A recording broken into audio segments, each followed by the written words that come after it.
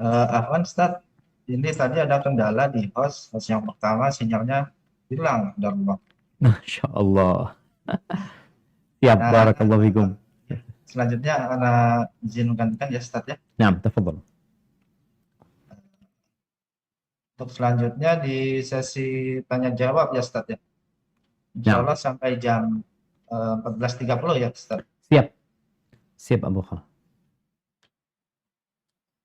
Untuk yang pertama ada pertanyaan dari Ibu Nurani Hayati. Assalamualaikum, semoga Ustadz dan keluarga dan juga seluruh tim kajian selalu dalam lindungan Allah Subhanahu wa Ta'ala.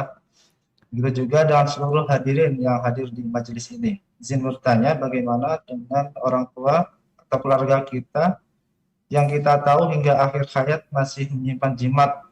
Apakah kita boleh mendoakan meminta ampunan untuk beliau meskipun kita tahu perbuatannya termasuk syirik?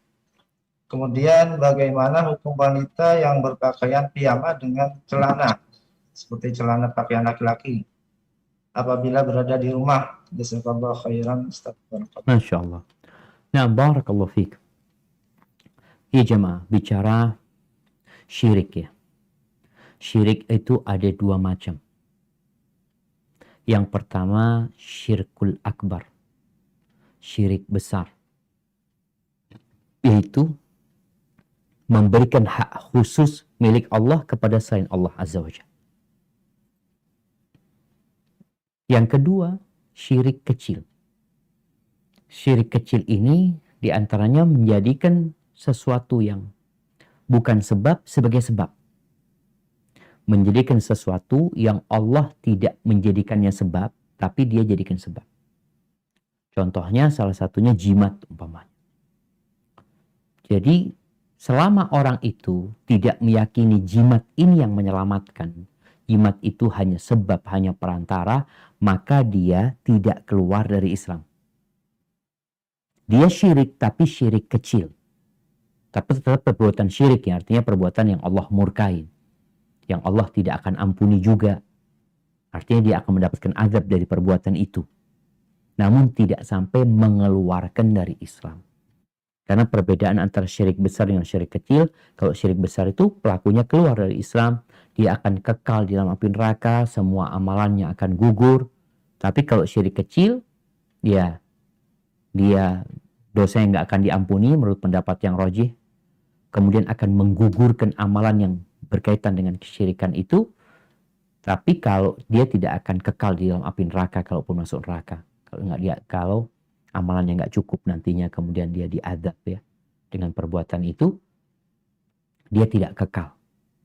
Jadi kalau bicara tadi jimat, itu insya Allah termasuk dalam syirik kecil yang pelakunya tetap muslim, tapi ada masalah dalam keimanan dia. Dengan dia menjadikan sesuatu yang Allah tidak menjadikannya sebab, jadi sebab sama dia. Jimat emangnya sebab? Enggak. Beda sama obat. Minum obat paracetamol itu membuat orang ya jadi reda panasnya. Memang secara ciptaan Allah menciptakan itu gitu loh. Tapi kalau jimat ini apakah dengan orang pakai cincin, kemudian dia itu bisa dapat rezeki banyak gitu umpamanya. Allah tidak menjadikan itu sebab gitu.